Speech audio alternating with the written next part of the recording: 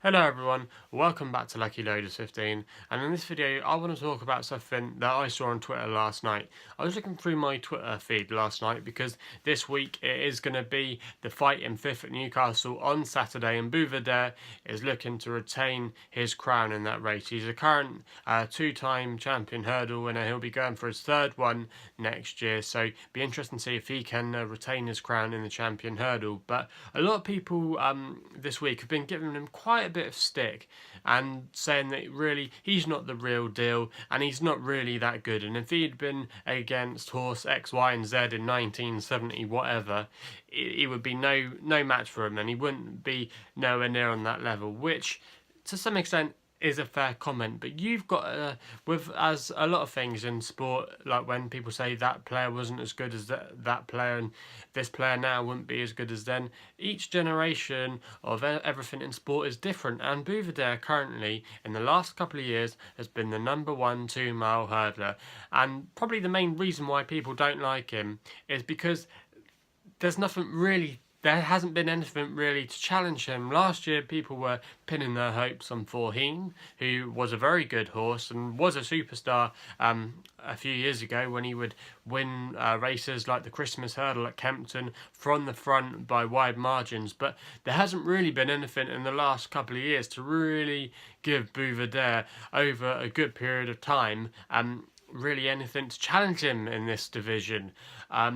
People were hoping maybe Sam Crow maybe could be the one this year. He potentially still could, but again, after that run at Down Royal, people don't know where they're at with Sam Crow at the moment, and we're learning a lot more.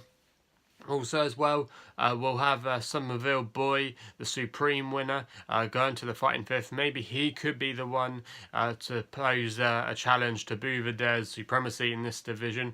But it's just something that I've seen a lot about in horse racing a lot recently. A lot of horses that maybe are at the top of their game just maybe being undervalued on what their achievements have been, and saying that they're not really that good horses and they're just the best around at the moment, where I do take some of that points on board. But Buveur D Air, a few things people forget is that he's actually not been defeated now in 2.5 years of racing. He's won all his races since the early part of 2016, so that's impressive to keep that winning record going. Also as well, he's a multiple champion hurdle winner, 2017, 2018. Now, another reason why I think though people don't think he's like really classy is because he doesn't win his races by that much. Now, if we actually go back and look at some of his recent runs, now his last run was in this year's champion hurdle where he just beat Mellon, and that was the best race he probably had as a spectacle to watch anyway with a battle, and that was Willie Mullins' Mellon.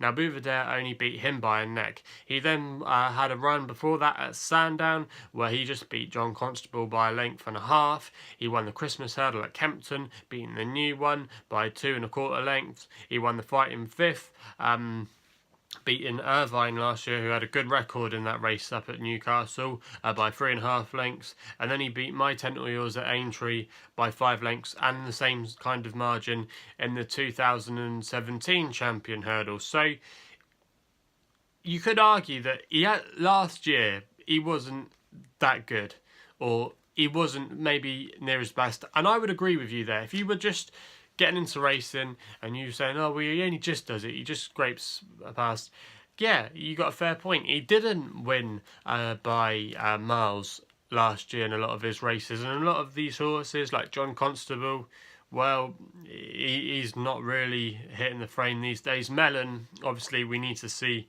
Mellon again, but Mellon is never consistent enough. The new one has always been a good solid horse for Nigel Twiston-Davies, but never really been that top horse that he might have been.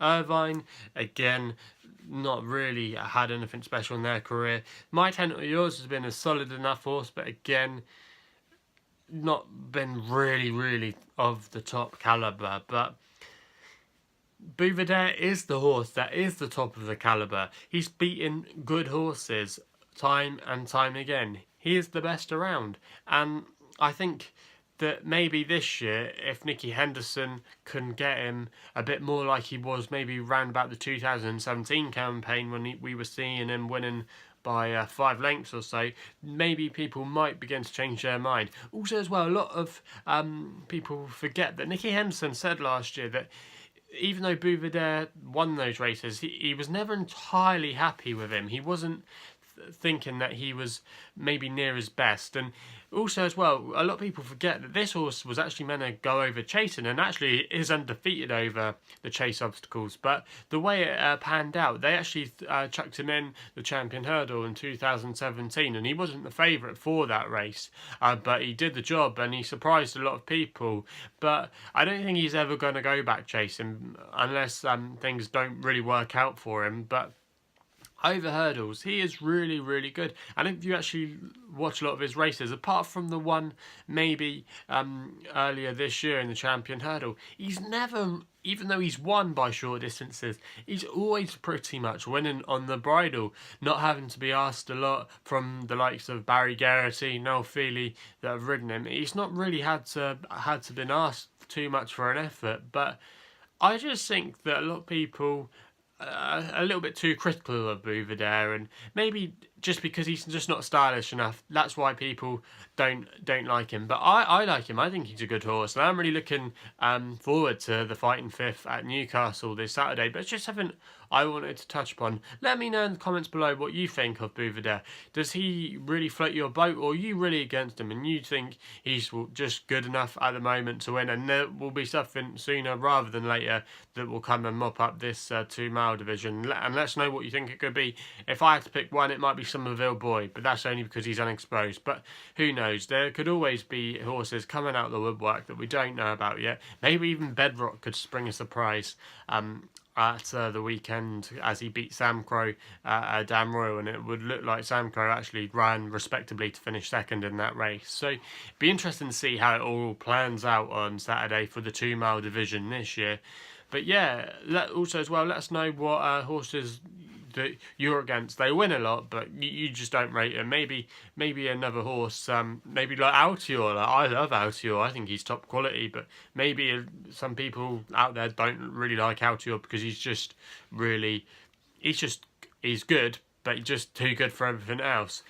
Horses like that, is there horses out there that maybe people really like but you don't like and you don't think they're that good enough?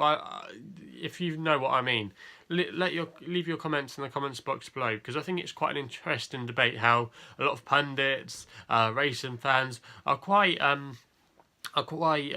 sometimes downbeat on horses, even though that they do nothing wrong and they just keep winning races. So interested to know your thoughts. If you haven't done so already, please hit the subscribe button for more horse racing related videos. Also as well, I'll have my Ladbrokes Trophy analysis tomorrow. I'll give you my top three for the race tomorrow. That'll be uploaded probably sometime tomorrow morning.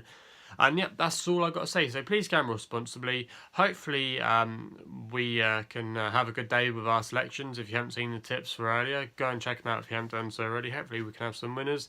And yeah, we'll be seeing you soon.